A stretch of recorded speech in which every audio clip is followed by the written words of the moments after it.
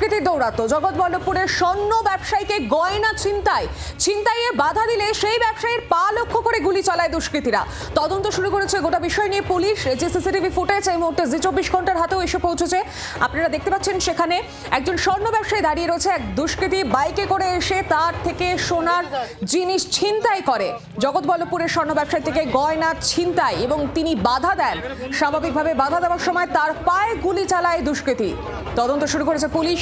চিহ্নিত করার চেষ্টা করা হচ্ছে এবং গোটা বিষয় খতিয়ে দেখা হচ্ছে। আরো বিস্তারিত জানি গোটা বিষয় নিয়ে সঙ্গে রয়েছেন প্রতিনিধি দেবব্রত ঘোষ। দেবব্রত, এখনো পর্যন্ত কাউকে চিহ্নিত করা গিয়েছে? চিহ্নিত করা যায়নি বা কাউকে গ্রেপ্তার করা যায়নি। জগৎবল্লভপুর থানার পুলিশ ইতিমধ্যেই তদন্ত শুরু করেছে এবং সিসিটিভি ফুটেজ খতিয়ে দেখে দুষ্কৃতীদের চিহ্নিত করার চেষ্টা করা হচ্ছে। তবে এই ঘটনা এলাকায় চাঞ্চল্য ছড়ায়, কারণ যেভাবে একজন ব্যবসায়ী থেকে টাকা ছিনিয়ে নেওয়া হলো, সোনার এক ব্যাগ ছিনিয়ে নেওয়া হলো এবং তারপর বাধা দিতে গিয়ে তাকে গুলি করা হলো, পায়ে গুলি করা হয়েছে এমন অভিযোগ উঠছে এবং সেক্ষেত্রে স্বাভাবিকভাবেই চাঞ্চল্য ছড়িয়েছে এবং আতঙ্কিত ব্যবসায়ী।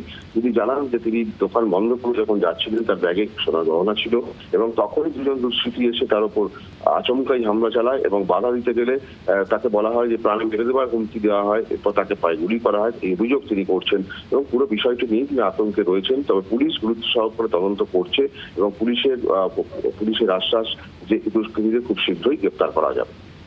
একেবারে দেবব্রত, ধন্যবাদ তোমাকে।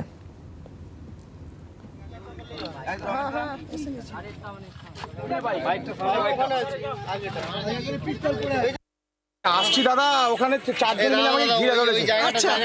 এবার ঘিরে ধরে বলছে যে তুই কি আছিস সব দিয়ে এক্ষুনি না তোকে মেরে ফেলবো। আচ্ছা আপনি মেরে ফেলুন আমায় বলে আমিও আমাকে মারতে শুরু করেছে। একটা বলছে তুই গুলি করে দিন, গুলি করে দিন আপনি বলতে একটা পায়ে গুলি করে। তারপরেও আমি উঠে ওদের দুজনকে ধরেছি। আমার একটুখানি দোকানের মাল ছিল, মালটা একটা ব্যাগ নিয়ে ছুটেছে আর আমার দাদা আমাকে দিতে ভাইজিরাও তো তার সঙ্গে ছিল, ওই জন্য তো আমরা ধরে করতে পারলাম। আর এবার আমরা শুনবো প্রাক্তন ডেপুটি কমিশনার সত্যজিৎ বন্দ্যোপাধ্যায়ের সঙ্গে আমরা যোগাযোগ করেছিলাম। তিনি কি প্রতিক্রিয়া দিয়েছেন শুনুন। উল্টো রথের দিনে অনেকেই কম বেশি কিছু জিনিসপত্র কেনে, সোনার উপর জিনিসপত্র কেনে। তো সুতরাং ওই ব্যবসায়ীদের কাছ থেকে যদি তারা এই অবস্থা হয় এবং ওখানকার লোকাল যারা পুলিশ অফিসার তারা পেট্রোলটা কোথায় ছিল ওইটা দেখা দরকারটা আমার মনে হয় সিসিটিভির মাধ্যমে যারা যারা এই কাজটা করেছে তাদেরকে আইডেন্টিফাই করা যাবে। এই জিনিসগুলোকে বন্ধ করতে গেলে অনেক বেশি নিজস্ব সিকিউরিটি রাখতে হবে। পুলিশের প্রথম এবং প্রধান কাজ হচ্ছে নাগরিক সুরক্ষা দেওয়া। এই নাগরিক সুরক্ষাকেই পুলিশকে প্রাধান্য দিতে হবে, অন্য কিছুতেই নয়। বাংলার আওয়াজ, বাঙালির আবেগ, জি 24 ঘন্টা।